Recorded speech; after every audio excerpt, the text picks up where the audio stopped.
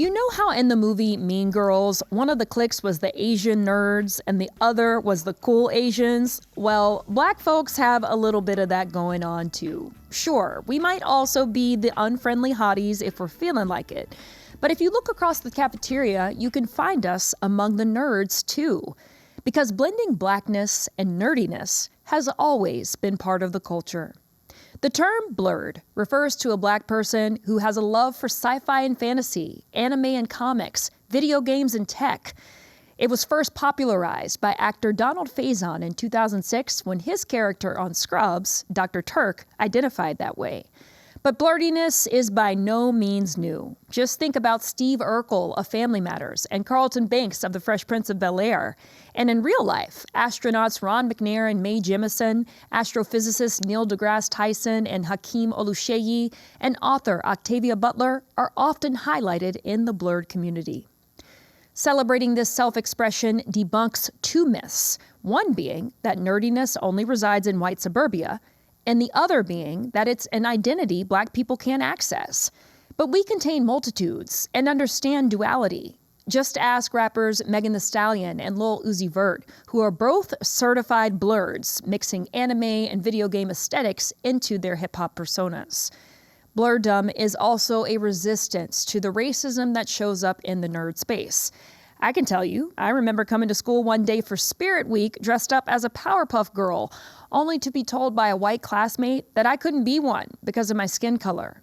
Many black cosplayers face the same harassment when simply trying to free themselves in a character that's already made up in the first place. Black gamers can also find themselves subjected to slurs and hate speech when joining online lobbies and chat rooms. Not to mention, representation on comic book pages still skews white and male. And even when we do see black characters like Miles Morales or King T'Challa, we learn that they were imagined by white creators.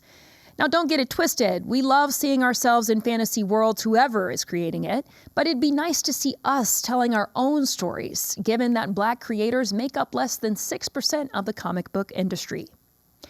We know the problem. Now, let's get to the root of it. I'm Paris Alston, and this is Rooted. Black nerds, or blerds, have always existed, but where do they go to find each other? These days, you've got BlerdCon, BlerdFest, Afro Comic Con, and so much more. And here in Boston, there's PAX East and Comics in Color.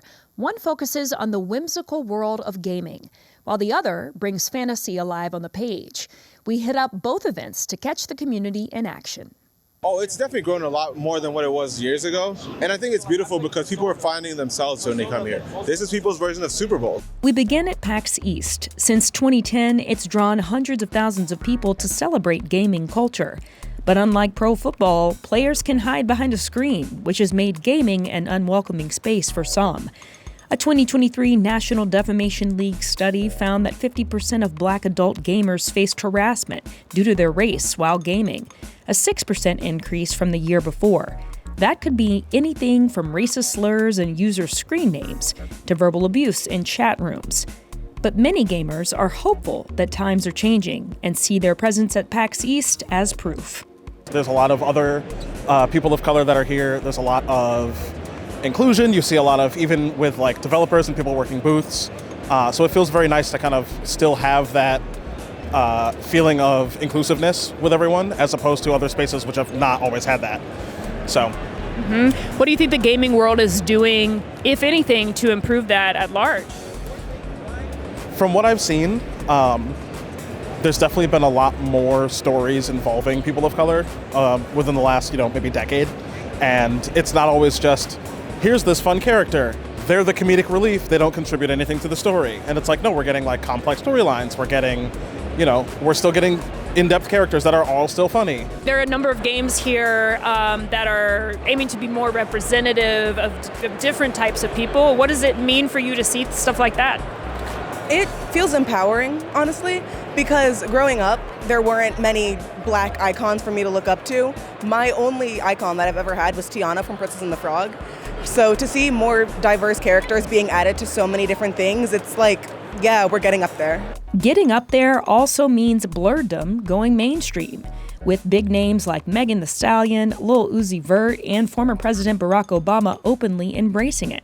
Listen, we've been nerds forever, but I will say that when you see very strong, powerful, known Black figures step into this nerdy world and show how they truly love it, it brings people the confidence to also learn, like not only share their own loves for things that they maybe wouldn't say because they're embarrassed, but there's so many new people that want to jump in. They want to know what the anime and gaming is. While many celebrate more inclusion in gaming, there has been a backlash, with some labeling the changes as woke culture.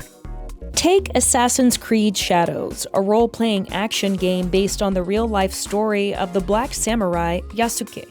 It's based on a real historical figure from the 1500s, but many people online, including Elon Musk, criticized it as unrealistic or just another example of DEI in the media.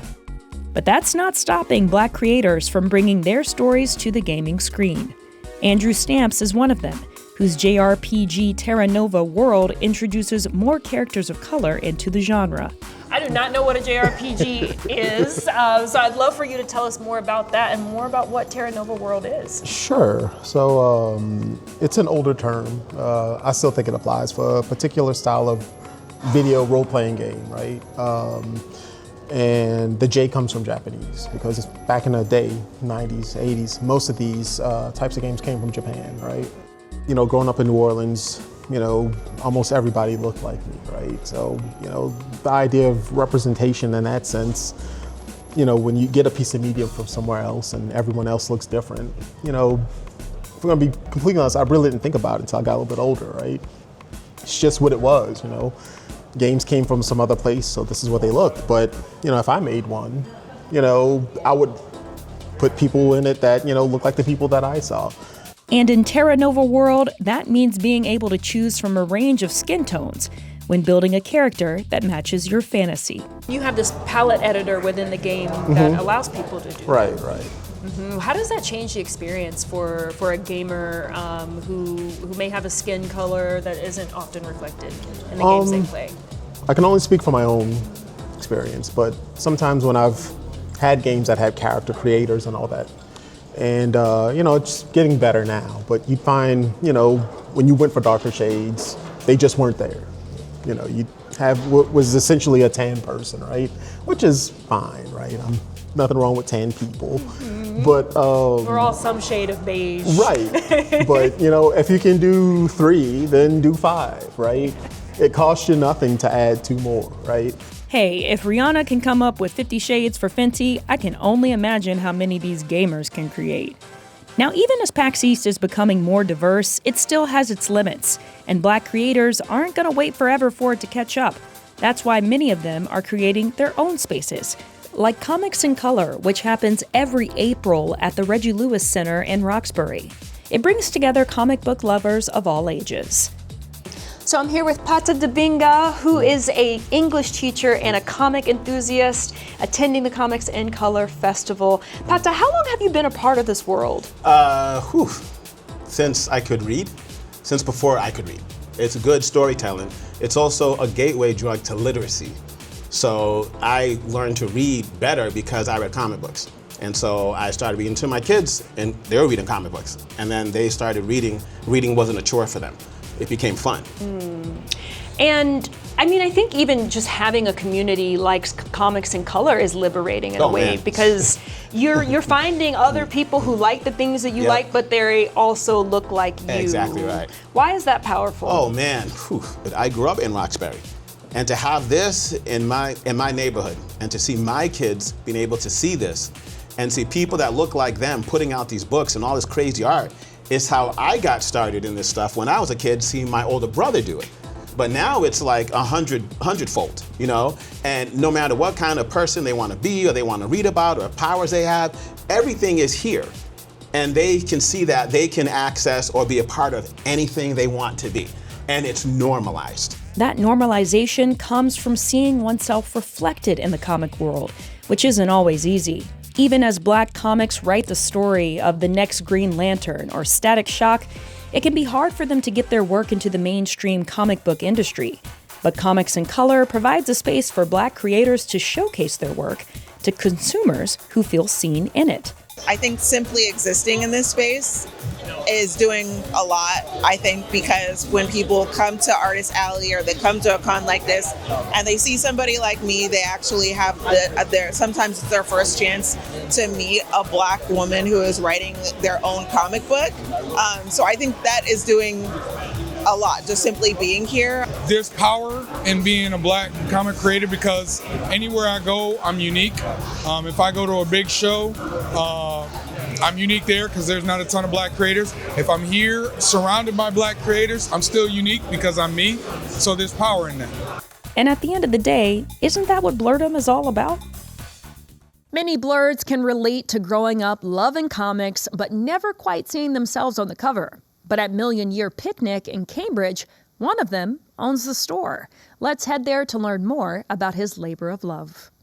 My name's Tony Davis. I'm the owner of the Million Year Picnic, which is a Black-owned comic book store in Harvard Square.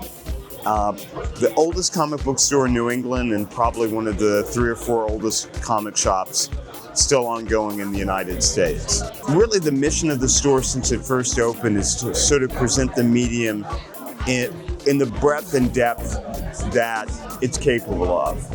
And initially that simply meant that we had mainstream comics like Marvel and DC, we had children's comics, we had underground comics, because one of the founders was a big Robert Crumb, sort of classic underground fan. But nowadays the mission of the store is to present like this incredibly broad diversity of creators and stories that just seems to get more interesting, more diverse and more rewarding by the year. The Million Year Picnic uplifts diversity and representation in everything it does, even as the industry itself lags behind. For a really long time, comics focused and centered the cisgender white males, and there's nothing wrong with them per se. It's just that there are so many other stories out there. So we make an effort to have representation for LGBTQIA. We're looking particularly to make sure that we've got great trans stories to represent our transgender friends. We're making sure that people of all colors are represented in the books as well as in the creators. So it does not necessarily matter if the character in the book is white. If it's being created by a creator of color, we're going to be interested in it. I think in a place like Boston, in Massachusetts, in New England, it is super important to create spaces that focus on people from the global majority. Whether it's Black folk, brown folk, East Asian, South Asian, what have you. Because in places where we are not in larger numbers, we don't often get to have those third spaces that are for us and by us. And a lot of the third space part of comic book shops was exclusionary. If you weren't a cishet white dude, you weren't really welcome to be part of a lot of those conversations. And one of the great things about that makes this place different is that we don't pull that here. Because none of us are cishet white dudes. This is a place where we have tons of conversations. A lot of great conversations, sometimes some off the wall conversations. But they are definitely a different beast than what they were 20 years ago. And they should be. Like I have no nostalgia for those days. Those were not days where I felt welcome to join those conversations or I had to force myself into those conversations. Davis's reward for this effort is joy, bringing a community together with a shared love of graphic storytelling. I'm overjoyed that we have graphic novels and comics in which kids of color can see themselves without it being a trauma dump. There's just regular stories of kids running around, having fun, getting into shenanigans, solving problems, causing trouble, all the great things that kids do. And when kids light up, that's one of my favorite things. One of the great things about owning a store that's been in a community for a long time, you sort of form a store community, a store, sort of an extended family. And I feel like I'm still in contact with people I worked with decades ago. And, I'm still seeing and interacting with folks I've known since they were young people, and then their kids were young people, and now, as they said, their grandchildren are young people. But I do think still we're a place where you can come and sort of get away from the so-called real world for a while and immerse yourself, not just in a world of fantasy, but immerse yourself in tales from other times, other places, other cultures, and escape your own life a little bit. And for Davis, that shared love of comics is what keeps him showing up every day. When Black people don't see characters who look like them, they often take it as a cue to create them themselves. One way to do that is through cosplay, a type of performance art where people dress up as their favorite figures from comic books, video games, TV shows, and movies. And sometimes it means coming up with a whole new character altogether. We asked a few folks what cosplay means to them. Self-expression, some courage, freedom, fun, creativity, and excitement. So being able to be like Sailor Moon or like our favorite characters that we've always loved and really express that, and also do things like, I have locks. I'm red-haired Shanks with locks because it's still me, but it's also Shanks. So being able to do all of that has just been like very freeing. And it is hard because we kind of have to seek each other to really build the community that we have right now, which is the other thing we want to talk about. It's important you find your people. And sometimes you have to find, you have to get uncomfortable with putting yourself out there. Like, I'm the only Black cosplayer today. It feels a little weird, but that's going to inspire someone else to be like, you know what? I didn't bring my cosplay yesterday. I'm going to bring it today. And, you just keep adding to that. You find more people that are moving the same way that you are. And before you know it, you have a whole community of people that are happy to just be themselves in their skin, which is so hard to do as Black women today. And I mean Black women specifically. We can be many things. We are not a monolith, and we are creatives. One person embodying that is Afrofuturist designer and creative Nadra Quiros, who we're linking up with to show me how cosplay is done. And make sure y'all watch to the end. We are dressing our lovely host, Paris, Afrofuture Essence Energy. It's giving! Let's go! With me, it really started with Afrofuture designing, and that just really came from my essence of being Ethiopian and always attracted to higher frequencies in clothing and art, and then combining it all together. How do you know when a piece it belongs in your collection? I can feel it in my spirit. Oh, yes, indeed. What does that feel like? It feels like tingles inside and excitement. Like, ooh, yeah. And I can just see visions from there. It happens. And tell me a little bit about how cosplay, especially Afrofuturistic cosplay, frees Black people and Afro-descended people. Oh my gosh. It is such a beautiful way of expression.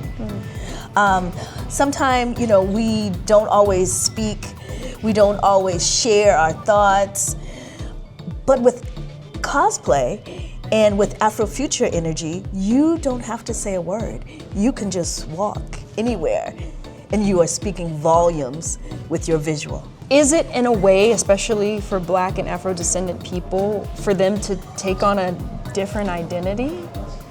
So I don't even look at it as taking on a different identity at all. How I see it is it's an opportunity to share your inner spark, your inner vision, and really express it and being yourself.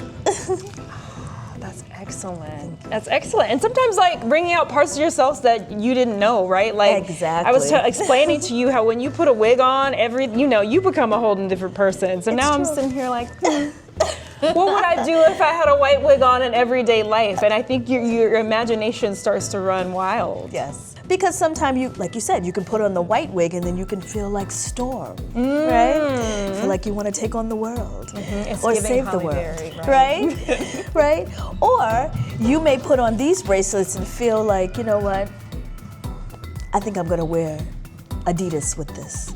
Okay. And do it for 617. And it speaks to your spirit. So I really think it's about honing in first with self, and then knowing what you want to share with the world.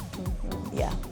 And Nadra, for the person who is afraid to cosplay or they don't know where to start, what advice would you give them? Forget about everybody else. Do you.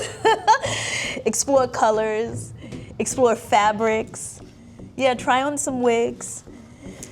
Try something new. I think something new will really open up a lot of times, and open up a new world. Yeah. Excellent. Well, Nadra, thank you so very much. I don't want to take this off, so You we'll don't see. have to. Yeah, maybe I'll go for a stroll in my cosplay outfit. We'll see. Take it from me, cosplaying may seem like just playing dress up, but it's not masking. It's amplifying the characters we love and can imagine through ourselves. So if you see me walking down the street in cosplay anytime soon, you'll know why. Well, that's it for this episode of Rooted. Whether you consider yourself a blerd or not, what parts of this unique culture speak to you? Drop us a line, and until next time, stay nerdy, stay rooted, and as always, stay tuned.